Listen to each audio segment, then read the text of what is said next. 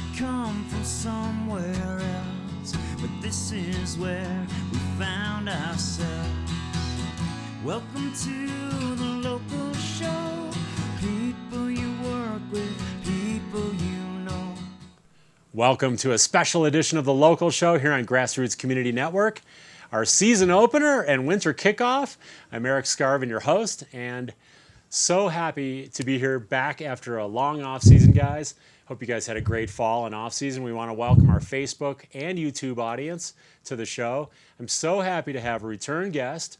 We couldn't start the season any better than to welcome back Klaus Obermeyer to the show. Welcome, Klaus. Well, it's nice to be here. Well, thank you for being here. Yeah, it's also nice to hear that they're opening the mountain. I know. Is that exciting? Isn't that terrific? So just yesterday, we're so lucky to have such nice people on the ski company. Yes. That are running it absolutely beautifully. I agree. Yeah. I agree. We're so lucky. We had all that snow back in October. Yeah. And then the people working on the mountain have done such an amazing job with it. That's, Mrs. Holle in heaven. Yes. When she shakes out her beds, it snows down below. And she helped on the start. Okay. So we have a good start. So do you think Mike Kaplan calls Mrs. Howler and says, hey, listen, we need a little help down here? Usually her phone is busy. Sure. She's getting a lot of phone calls. There's a lot of people that want to ski powder. That's right. Her line's often busy. She gets a busy signal when you call her. Yeah. So Mrs. Howler. Mrs. Holle, yeah. Holle. Yeah, very nice Is lady. that a German, kind of a German thing? Kind of a tradition or a lore? Or? But she is quite international. She can make it snow anywhere. Okay. Yeah. Well, it looks like she might shake out maybe tomorrow. Yeah. Tomorrow night, maybe Thursday, Friday. Get some fresh snow on the ground. Feather beds, Yeah. His little feathers come out. We're going to talk a lot about feathers today because we're going to talk about your first puffy down jacket too. And I actually have my Klaus jacket. I brought it out today. I know you have one of these too because, your name's on it. But the Klaus puffy? Very light. Very light. Yeah. Very light. So that's filled with feathers too. It's not like having to carry 20 pounds extra up the mountain. Exactly. So this is the one, Klaus, that's always in my backpack. Yeah. Because you could stuff it down. It's a tiny, small spot. It weighs nothing. It's nice. And you've always got it. Yeah, and you can kind of just stuff it in there. Oh, check this out. You can go really small. You don't have to iron it afterwards. It straightens out. I know. Look at that. So that's one of my favorite pieces. Yeah. And then this year, I got the new Chandler shell. Yeah. I got the black shell, the Chandler jacket. Right. And I've already worn it a few times. Yeah. It was like 3 weeks ago at Highlands, skinning up the mountain. Yeah, good. And what I like is because it kept me ventilated when I'm working hard, skinning up. And then I just kind of zip the pits, up here. Yeah. Was ready to ski down. Totally comfortable. There you go. Perfect temperature. I love that. So, what else is going on new at Obermeyer for this winter? What's new for you? We're very busy. We're having a very good season. Okay. In business, Excellent. And life is good. Yes.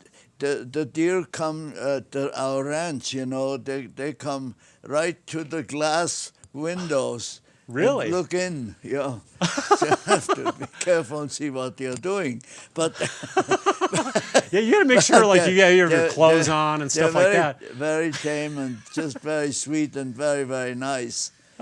So where your ranch is Mid-Valley, Missouri Heights? Mid-Valley, yeah. Okay. Yeah. That's and you guys have orchards and fresh fruit. Yes, an old orchard that nice people that settled this valley once upon a time from Val d'Aosta in northern Italy. They came. Oh, okay. And they brought little trees with them, and it's a big orchard that they planted that is still alive, and some of those trees are like 150, 160 years old. Wow. Yeah. They beat me. they picked you, and then you picked them, picked the fresh fruit, And that's part of your diet, right? That's a key part of your diet, is that fresh, full energy, because it's just like as local as it gets, right? Yeah. And then you eat that organic if you eat food. cherries, just spit out the pits, you know. And then just grow more cherry trees. So has anyone ever come to you and asked for like parts? I know they do this like, I forget what it's called, but they take part of the tree and then they can transplant it to another part of the... And taking little parts to put on their trees. Exactly. Because those are very special trees. Exactly. The first apples are ripe like the end of September, kind of, and then every few weeks some other trees have ripe apples because they didn't have refrigeration then when they planted them. So they planted them so that one is very early and one is very late. So you like spread out the harvest. Spread out. That is amazing. Yeah. And then I know like Eden, who has Aspen tree, they have at Cozy Point Ranch.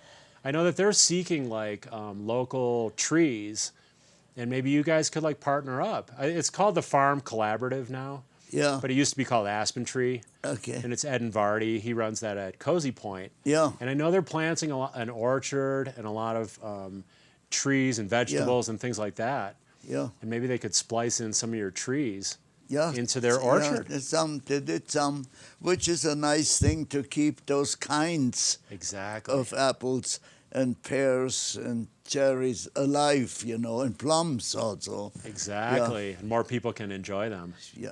That's cool. We're going to take a quick break, Klaus. Okay. Drink some water, rehydrate, get ready for the main part of the show. Okay. I have to thank our winter underwriters. I do want to take a moment to really give my gratitude to our winter underwriters: Aspen Animal Hospital, Aspen Square, I'm going to look at my notes, Aspen Thrift Shop, Klug Properties, Picken County Landfill, The Aspen Times, Strong Vegan Athlete, and Sundog Athletics. We'll go to our only break of the show, guys. We're going to be gone for just 2 minutes. We'll be back with Klaus Obermeyer. I like to call him the Yoda of Yodel. We'll be right back and see what Klaus is looking forward to this winter and so much more. So don't go away.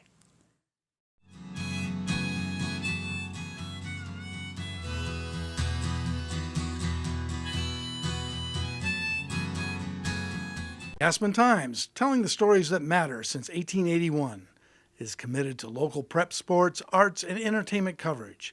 They also offer The Drop-In, weekly recreational videos highlighting why we love to live in this community.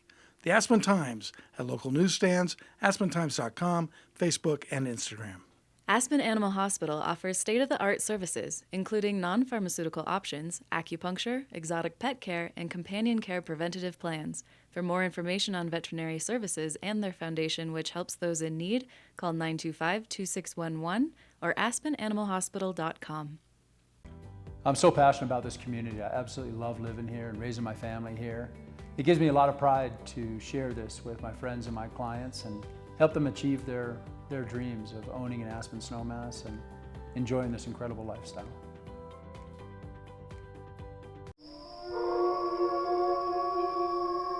We're not in Kansas anymore. Hey, did you miss the turn for recycling? I can't read the map on your cracked screen. Celebrating another great winter season, Aspen Square Hotel is the hospitality place, featuring fireplace studio suites and larger condominiums with full hotel-style services in the center of downtown Aspen. Aspen Square is proud to support the Locals Show. The Aspen Thrift Shop welcomes local women to volunteer, serve our community, meet interesting local women, and join the fun at Aspen Thrift Shop twice a month. You can apply at aspenthriftshop.org. Welcome to the local show. People you work with, people you know. We're back here on the Local Show. Thanks for sticking with us here. We've got Klaus Obermeyer in the house, Aspen's most mature ski bum. And Klaus has started skiing when he was 3 years old in Oberstdorf, Germany. And Klaus, you know, starting skiing really young and skiing throughout your childhood. And now we're about to start another ski season. Do you still have like the same excitement all these years later? Do you still get really excited like you were a kid for ski season? I think skiing and boarding. They're such great sports that they give you a lift in your life, you know, and make it fun and be outdoors in the beautiful, beautiful snowed-in mountains. There is nothing nicer, you know.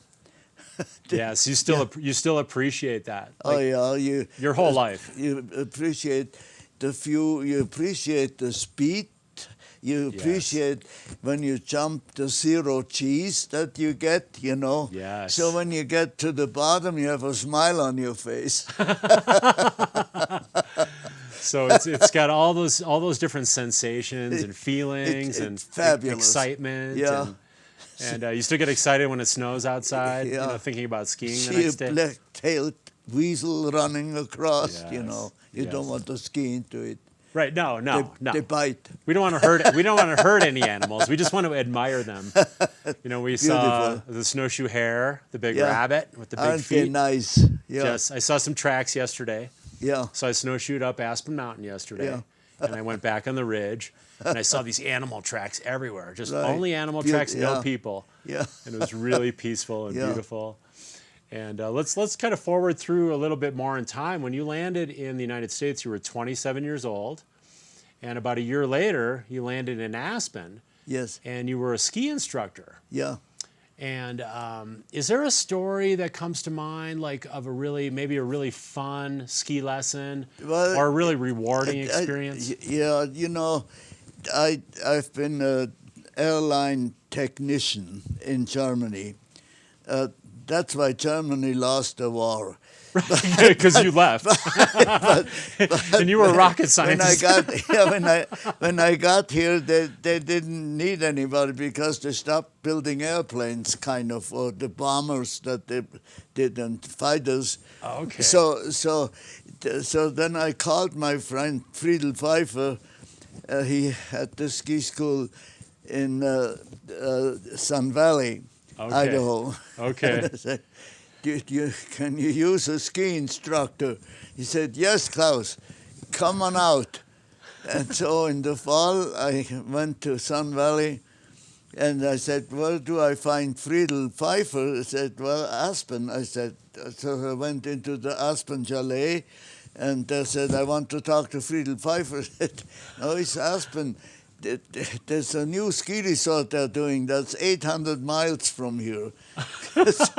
So then I met Fred Iselin, and he said, my wife will cook you a very good Viennese Zwiebel Rostbraten, you know, and we will call Friedel on the telephone. And so that's what happened, and then I went from Sun Valley to Aspen, and we were only 6 instructors, you know, the first winter. Really? Yeah. Only 6 of you? Were all the guys from Europe? 6 of us.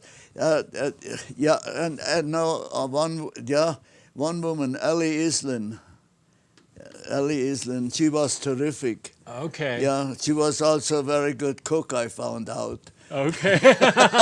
Well, those kind of go together, right? Yeah. Good food and good skiing. Yeah. And then a good woman. I mean, then you've got it all. Yeah. And it was Friedel's dream to make Aspen Mountain a ski mountain. I'll make a beautiful ski mountain. And Walter Pepke saw to it that the Aspen Skiing Corporation, which Friedel started, got enough people to buy the stock, so there was always almost enough money to do everything, you know, to build the longest single chairlift in the world. Right. That went up. I think there was 19... To build a home-built lift from the midway to the sun deck, to build the sun deck, and to put a T-bar lift on the bottom of the mountain for beginners. So he did it. That must have been incredibly exciting when all that was happening, and Aspen Mountain's developing as a ski mountain, and then you're teaching. You have clients like and you're teaching lessons. Yeah. Is there a particular like a guest that stands out in your mind that you taught skiing to? That was really Gary Cooper was one of the more famous ones. He was terrific. One day I was standing in the lobby of the Jerome Hotel, and I had like 6 or 7 girls around me, and Gary came in. He said, "Klaus, I don't know what you got that I ain't got." And so the next morning we were eating breakfast at the breakfast bar in the Jerome, and there was a girl sitting next to Gary, and when she found out it was Gary Cooper, she fainted and fell on the floor. And I said, "Gary, I don't know what you got that I ain't got." You guys both had mojo. Yeah, you had your own mojo. Yeah. He was more like the actor mojo, but you had the ski instructor mojo, Yeah. which is a whole kind of other kind of sexy, thing. The thing It's was, romantic. when in the early days of teaching, a ski instructor was the next thing to God somehow. Yes. It was terrific, and you met the nicest people from all over the country and some from abroad that came here. Okay. And so it made Aspen. Now there are over 1,000 instructors. It's incredible. It's incredible. I think there's 1,200 ski and snowboard instructors currently. Yeah. Back then there was 6. 6. So that was around. That's a little bit of a change there. We did something right. Yes. That's a fair amount of growth in the ski school. But from 6 to 1,200. Naturally, there's also a downside to the success, and that is it's hard to find a parking place now. Right. Well, yes, we're victims of our own success. But what a success. Yes. Nice. Yeah. Wow, that's amazing. And through those ski lessons, you would learn that some of your guests were not very comfortable. Yeah. They couldn't stay warm, or they would get really sunburned. But Friedel told me, said, "Klaus, you are a technical engineer. When you are not teaching, figure out how to make skiing safer and more fun. And get some clothing developed," because there were people skiing in the suit jacket, Like city clothes. Yeah. City Well, clothes. there was no ski clothing. It was that early. So they're wearing So then slowly but surely we kept making things that worked better, And we had a little sewing set up in Aspen with 17 girls sewing. All of them smoked. It was like fog in there. So it was like smoke and feathers. What came out of it were pretty nice parkers, Right. Well, that was the start, Yeah. really, of Sport Obermeyer, right? The first puffy down jacket. Yeah. And you had these women sewing. Yeah. And then you just kind of like kept expanding your products. Yeah, we had the first light ski poles, the duraluminum. Double taper that were very strong and very light and wonderful, and the first ski stopper, and now ski stoppers are on all the skis all over the world. The double-sided, double-sided ski brake. Right. And you also came up with the zippered turtleneck. Yeah. You invented that. That's now all over the world too. All over the world. Some things that were really wonderful to be outdoors and to be skiing was to have something that kept you warm. But now that's being made all over the place, all over the world. Many of the things that we kind of created, Right. Well, you were a pioneer. Yeah. Like an innovator, an inventor. Yeah. And you had all these different things. The two-layered ski boot. We you call it two-part ski boot? The first double ski boot in the world. Double ski boot. Yeah. Right, because before it was just more like a leather, almost like a mountaineering boot. It was tough leather outside, and inside was a very comfortable inner boot. The guy, a friend of mine in Munich, Rock, he and I developed the first double ski boot. That was in Germany already. But then we got them for here with very narrow heels, because in America people had narrower heels than in Europe. And so the imported boots, they were sliding up and down in them. Okay. And we made the extra narrow heels so it did not slide up and down in them. And there was a huge success. Okay, Yeah. you want to hold that heel down so you have control. Yeah. That's so important. And then Friedel and I together developed the first suntan lotion that actually worked, you know. So that was another great thing. That's huge. Yeah, That's huge, because people were just getting sunburned, and then they didn't want to be outside all day. Yeah. So they're either really cold or really burnt. Yeah. And you were addressing those with your inventions. Yeah, yeah. We And that would also developed in France, we developed mirror glasses that were not breakable.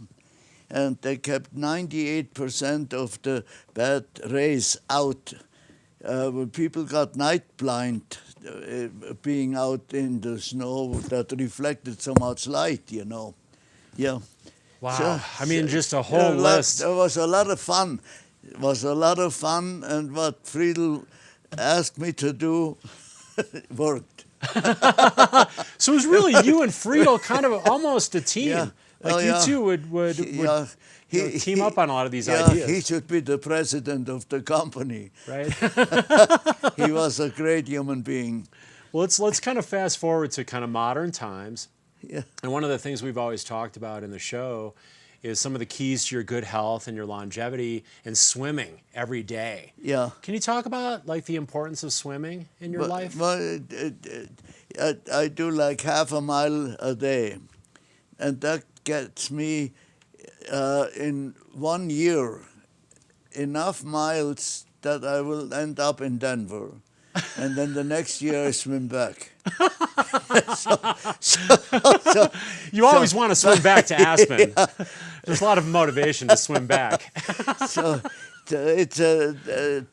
swimming is a great exercise. Yes. And plus I do Aikido exercises. We have Tom Crum in Aspen, who is a very, very special human being and a master in martial arts. Absolutely terrific. And it is like his inspiration that I'm kind of work on, you know. Well, you know, and I'm sure he's inspired by you too. So you guys probably inspire each other. Yeah, he's a great human being. And Tom Crum has also talked about crossing Aikido over to skiing, right? Using some of the same philosophies and techniques. Which is Aikido is applicable anywhere, for skiing, for business, for life, for many things. It gives you a very successful being somehow, you know. Right, isn't it about a lot of that interconnection, like Aikido principle that we're all connected, and one with the world, one with the universe. Yeah, one with the universe. You're center of the universe, and it is amazing how much we can do if we try. Yes. Yeah, it's amazing. And realizing that connectivity, is really important, that we are all connected. Yeah. Because then maybe we'll act a little differently. Yeah. If we know that our actions affect other people or affect nature. Yeah. I think that changes the way we act. Well, you want to make win-win situations. In our business, we make win-win situations. And we have an old potato sack on the door where you go in, and a sign says, please put your ego into the sack before you enter the building. Ah, I like that. I like that. Because the ego in the wrong place is not a good thing, Yes, So. I like that. Klaus, we're just down to 2 minutes, but I want to talk about kind of the difference between backcountry skiing or going uphill, back in the day compared to now, Yeah. The backcountry experience. Well, it used to be that all the country that had snow was a ski area. And when the lifts came, we were so happy. It was so much easier. But now, again, with the new wider skis that float at lower speeds, Yes. You can ski in any condition. Right. That you didn't used to be able to, or were very difficult to ski. Right. So it made the world a ski area where there is snow. Right. The technology has really Yeah. made it more enjoyable and safer. Absolutely. Klaus, we're out of time already, but I made you an organic gift basket. Wow. And I also want to wish you an early happy birthday. Yeah, thank you. Locals can read about your birthday coming up in the newspaper. Very good. Did you have fun today? Hoo-yo, diddy-ho-lo-ho. Oh, thank you. Thank you for the yodel, Klaus. Thank you so much for being here and kicking off our season. Okay, I hope you thank enjoy you. this. We'll see you up in the Wow, mountain. that's beautiful. Look at that. We'll see you guys next time on the local show. Red apple to match. Aspen Times, telling the stories that matter since 1881, is committed to local prep sports, arts, and entertainment coverage. They also offer the drop-in weekly recreational videos highlighting why we love to live in this community. The Aspen Times at local newsstands, aspentimes.com, Facebook, and Instagram. Strong Vegan Athlete offers wellness consulting, personal training, and online training. Owner and trainer Ed Troy focuses on safety, balance-oriented agility, and mobility for optimum wellness and to be in life. More at strongveganathlete.com. Aspen Animal Hospital offers state-of-the-art services, including non-pharmaceutical options, acupuncture, exotic pet care, and companion care preventative plans. For more information on veterinary services and their foundation, which helps those in need, call 925-2611 or aspenanimalhospital.com. I'm so passionate about this community. I absolutely love living here and raising my family here. It gives me a lot of pride to share this with my friends and my clients and help them achieve their dreams of owning an Aspen snowmass and enjoying this incredible lifestyle. Sundog Athletics, Aspen's Adventure Sports School, is your opportunity to experience one-of-a-kind adventures and gain new skills, to experience the thrills of snowshoeing, fat biking, cross-country skiing, alpine touring, canoeing, mountain and road biking, and fitness hiking. Fresh updates at Sundog Athletics on Facebook or sundogathletics.com. Welcome to